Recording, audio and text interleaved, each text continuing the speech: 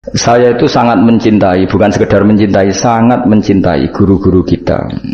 Ya, saya ini rungokno tenan ya. Saya sangat mencintai guru-guru kita, ya utamanya guru-guru kita kayak Mas saya Sarang, Mas saya, ya semuanya semua Mas saya termasuk Lirboyo, Bloso, Sidogiri, semuanya Kudus, Kajen, Krapyak, semuanya kita mencintai, menghormati. Juga sangat mencintai NU, saya juga mencintai Muhammadiyah, semuanya kita cintai. Cuma kadang-kadang kita mau tidak mau harus beda. Beda satu bawaan pemikiran, kadang bawaan zaman. Nah karena beda itu kita ngeritik. Tapi ngeritik kan sebetulnya di hal itu saja, di hal. Kemudian orang menyimpulkan ngiranya dalam semua hal. Sehingga ulama mulai dulu mana tidak terima bahak. Hadisnya Nabi butuh penjelasan. Karena Nabi nak duko itu kadang ngendikan laisa minna. Tidak termasuk golonganku orang yang pernah menipu. Loh itu kalau begitu betul kan tidak ada umatnya Rasulullah SAW. Kowe gak sekedar pernah menipu, rezekimu kok bodoh nih. Orang terima sekedar pernah, rezekimu kok bodoh nih. Kowe iku laisa minnane entek ngamek. Tapi zaman itu ulama sudah mentakwil laisa minna min fitil kal khoslah di sisi itu. Apa? Di sisi itu. Misalnya kita beda dengan Wahabi, saya sering kritik Wahabi, tapi dalam hal yang saya kritik saja, dalam hal yang lain kita setuju. Misalnya tradisi mereka menghormati sahabat, kita setuju. Tradisi mereka merumah Masjid Haram, kita setuju. Tradisi mereka menghafal Quran, kita setuju. Tapi ada tradisi yang kita tidak setuju. Misalnya mereka sering nggak pati hormat sama ma'asirun nubuwah, tempat-tempat bersejarah. Jadi jangan kira kita, jadi kalau kita ngeritik ya di hal yang kita kritik saja. Itu pun karena kadang bawaan zaman, bawaan versi, bawaan tradisi. Terus kamu simpulkan, misalnya kamu simpulkan, Gus Wahab benci Wahabi ya enggak juga. Dalam hal yang kita tidak cocok, yang kita cocok ya cocok kayak tadi misalnya. Sayyid Muhammad itu kalau ngarang kitab, meskipun beliau beda dengan Wahabi, kalau muji ya biasa, dalam hal yang sama, dalam hal yang sama, karena mereka bermaksud. Ya misalnya nyuwun sewu, misalnya pengajian umum, saya juga suka dari segi syiar, dari segi apa? Syiar. Tapi ada hal-hal yang memaksakan, itu mesti saya kritik. Wong karuan kiai cilik ning desa kok pengen pengajian akbar. Akhirnya panitiane door to door 2 wulan sedurunge pengajian. Angger wong ditari. Tapi kalau sudah levelnya memang pondok besar, buatnya besar, keuangannya besar, itu kan memang enggak berat. Tapi kalau yang desa-desa sampeyan pengajian gede, 2 wulan atau 3 wulan oleh door to door itu. Nganti agar wong dijalukin apa? Sebab. Padahal kampung situ enggak butuh pengajian besar karena wong butuhe cek mabadi fikih. Lalu apa ngundang kiai level apa? Nasional. Tapi karena panitianya yang angkuh. Nah seperti ini harus dikritik, tapi bukan berarti kita membenci, karena ya ada sisi baiknya. Misalnya nah nyimpulkan rezekinya gitu. Misalnya ada orang alim soleh ketemu wong ayu di jalan tanya, saking pundi mbak, saking mriki. Sebetulnya ini murni hakul jar, karena tetangganya dia takok. Berarti muamalahnya hakul jar. Terus wong alime ya terbatas. Oleh delok ora kok ngarep ngisor nganti dhuwur sak kadare. Terus bareng ruhen roh, oh nak ngono jagoan mbek wong ayu kok oleh. Wong aku tahu ketemu wong alim ya jagoan mbek wong ayu. Nah itu jenenge kesimpulan. Kan terus sakarepe dhewe jenenge nyimpulno iku sakarepe. Jadi saya ulang lagi ya, ini sebagai napa kita niru Rasulullah sallallahu alaihi wasallam. Wong mukmin kabeh kudu salimus sodri, napa salimus terus selamat dadan. Kula hormat sama semua orang se-Indonesia yang memberi kontribusi pada agama ini, saya hormat. Cuma bawaan kita beda itu dalam hal itu, dalam hal itu. Ya misalnya gini, nyuwun sewu, misalnya saya dengan tokoh-tokoh besar itu yang saya sebut itu saya hormati semua. Dengan tokoh yang kita mungkin cara zahir beda kita hormat. Cuma mau tidak mau memang kita kadang ngeritik, tapi itu bukan bawaan kebencian, bawaan tadi kondisi, napa? Misalnya gini, nyuwun sewu ya. Saya tetap menghormati semua siapa saja memberi kontribusi pada agama ini, baik yang terkenal maupun tidak, yang tersembunyikan namanya maupun tidak. Saya sampai sekarang masih punya adat sowan kiai-kiai yang enggak terkenal tapi memberi kontribusi pada agama ini. Saya hormat. Tapi yang tidak terkenal juga punya sisi negatif sebetulnya, karena orang enggak bisa mengakses karena enggak. Yang terkenal punya sisi positif yaitu syiar.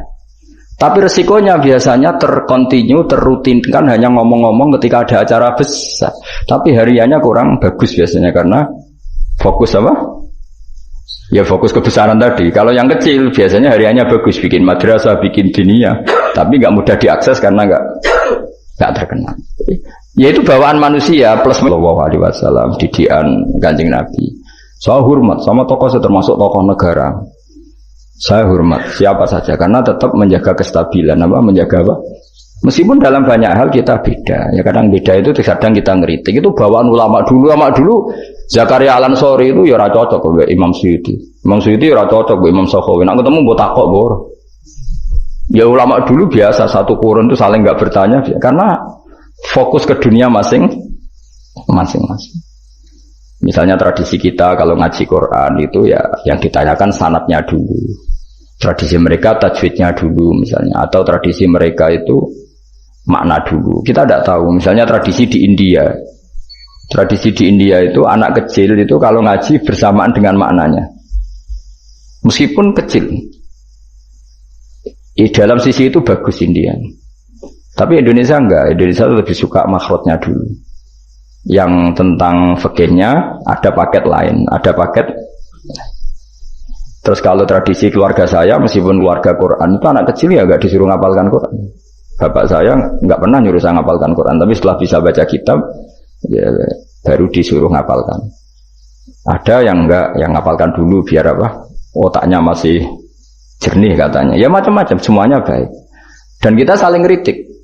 Ngeritik karena tadi nak cacilik langsung ngapal lo, kadang najis gak roh sopan santun, yang fatalnya lagi kadang akidah ahli sunnah wal jamaah gak ngerti. Jadi ada lucu kan akhirnya hafal Quran tapi akidahnya tidak ahli sunnah karena gak pernah dikenalkan ahli sunnah. Tapi sisi baiknya karena masih kecil gampang apa? Hafal, kemudian orang tuanya niat benain akidah ahli sunnah. Ada yang sebaliknya dibelajarkan ahli sunnah dulu baru ngapalkan. Mungkin sisi negatifnya mungkin deh. Nek isu teke tuwek-tuwek ngene iki kan. Kowe gelem mesti ngapal Quran setor wae. Nek rawat ini diakhiri wal asri. Amma yatasa alun anin nahbail azim wa opona. Innalil muttaqin. Lalu sering nampa setoran wong tuwek-tuwek lucu-lucu. Wong tuwek-tuwek sing ben mati husnul khotimah kadang Gus kula wis tuwek tapi kepen setor Quran mbek jenengan. Tahu tak turuti. Rata-rata orang jus wis nyerah. Dereng enten sing langkai 2 jus, kadang nyerah wis setruk, kadang yang mati macam-macam lah. Apa iku teke wong tuwek iku beda. Padahal maca lho. Tapi saking gelam jare piye? Dadine lafate ku aneh. Mau nak maca fam bajasat fancur oh bulan wasama idatil khubuk diwaca khibuk mbah sebab lereni mbah tambah pusing kula Mas.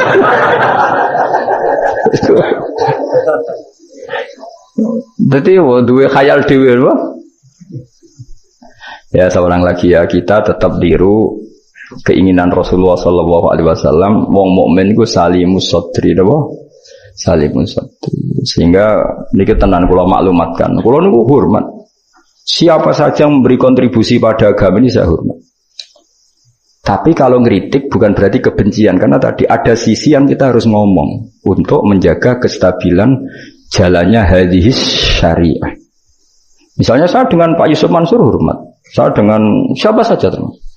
Dengan Ustadz Abdus Somad, dengan UAS, saya hormat. Tapi ada sisi yang kita harus ngomong karena banyak ustadz yang nggak terkenal tapi juga ikut memberi kontribusi agama ini. Makanya saya ngikuti yang tidak terkenal ini tak hormati. Tapi semuanya kita hormati dari segi syiar memberi kontribusi. Kalau yang sedang tidak cocok ya dalam hal itu saja. Fitilkal khoslah. Ingat-ingat apa? Fitilkal khoslah. Tapi jangan semuanya enggak. Kita semua dididik Rasulullah salimus sadri apa? Salimus sadri. Begitu juga saya dulu dengan siapa saja. Asal tadi semuanya itu demi niru Rasulullah sallallahu alaihi wasallam salimus sadri. Napa?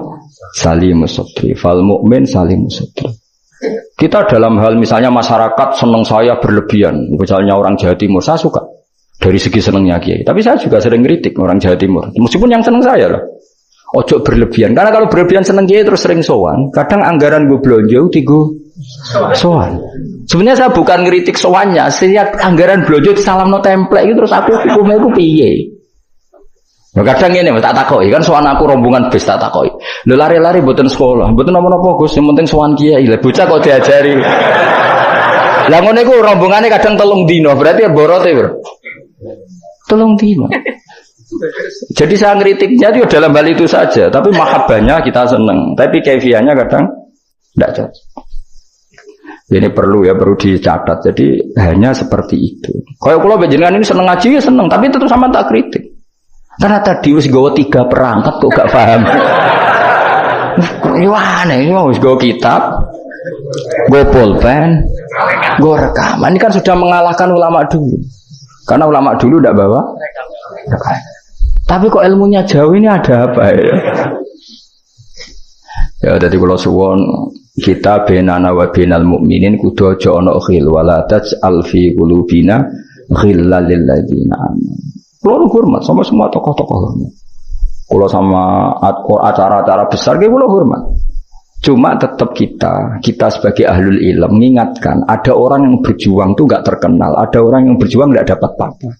Kita harus ngomong supaya orang ini juga diapresiasi. Tapi yang syiar ya kita hormati karena agama ini butuh syiar. Misalnya sama tokoh-tokoh DPR itu ya akrab. Ya banyak yang saya sering ketemu saya ngaji. Tapi dalam hal yang kita tidak cocok yang ngeritik. Mereka mungkin yang ngeritik kita enggak apa-apa tapi hormat. Jadi eling-eling ya. Ini dawuh saya Imam Sa'roni. Saya nerangkan dalam konteks ilmu. Ini dawuh Imam Sa'roni. Kalau Nabi ngendikan laisa minna efitilkal khoslah. Bukan berarti dia menjadi murtad karena laisa. Well, kalau makna sebenarnya kan laisa minna orang itu menjadi murtad. Orang termasuk golonganku wong sing tahu bodoni. Mau sekedar pernah itu tidak termasuk golonganku. Lah nek iku tenan maknane hakikat sing umat Nabi sapa? Semuanya pernah bodoni apa sering? Sering. Kadang rezekinya ya dari ya nyun sewu, kalau kebanyakan maklar, rezekinya dari apa? Gak bodoni kira-kira payu. Misalnya kayak jujur, maklaran tanah neng Kulon Progo sampai tinggu bendara apa? Apa melak apa? Abu Banten itu? Kulon Progo. Pak tanahnya tak tuku, lah didamel nopon. Weh, kalau damel pertanian untuk pergi prospek. Padahal niatnya itu, iki apa jadi apa? Bendara. Dituku rego murah. Misalnya itu begini, mungkin jemban dari bandara Pak, mau jemban regane larang, mau dereng larang kalau tak tubas Pak, gelem tau orang ngibur. Misalnya jujur ngono.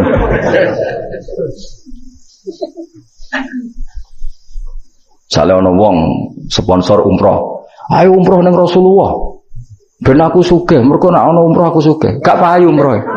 Tapi nak mending ini, wong kudu kangen Nabi, kangen Ka'bah, wong ora kangen Nabi Ka'bah, carane kangen yo umroh. Mandidi, sing jujur bae sing rapati jujur. Enggak jawab bae kira-kira ae. Mandidi.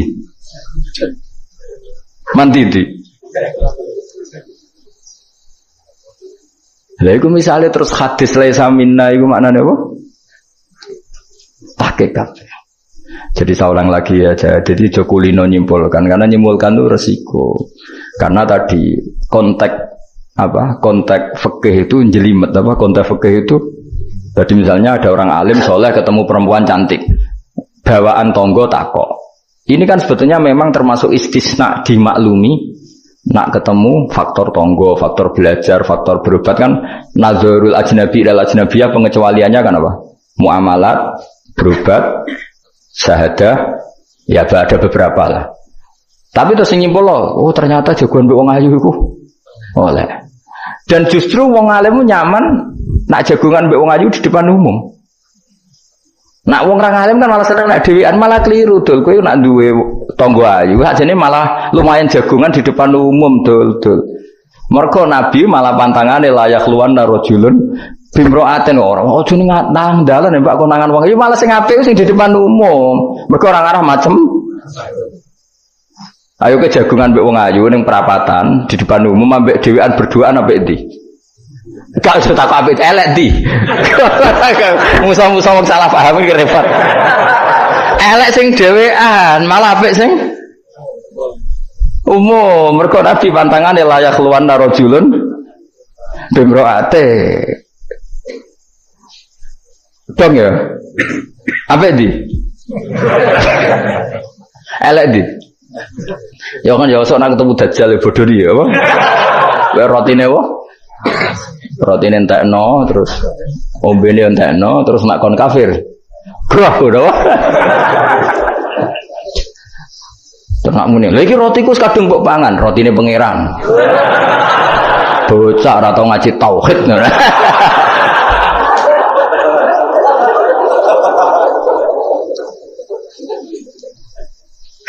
Ya jadi saya ulang lagi ya. Jadi kita sama semua yang memberi kontribusi pada agama ini kita hormat. Cek terkenal, cek ora terkenal. Tapi dalam hal yang kita tidak cocok kita harus ngeritik. Tapi jangan kebencian. Saya ulang lagi jangan. Karena kalau nggak ada ngeritik repot. Kayak tadi saya yang ketermaksa ngeritik wiridan. Mana ada orang soleh ngeritik wiridan? Tapi harus saya ingatkan sebagian wong eling pangeran itu sebenarnya eling nafsunya sendiri. Dia ngajukan proposal kepada Allah. Gayanya wiridan tapi sebenarnya ya itu. Lah nek ini seneng Allah tenan dijak bakas halal haram kan suka. Mergo iku ketentuannya Allah Subhanahu. Malah kadang muni ngene, ngaji halal haram ora penting, sementing ndonga.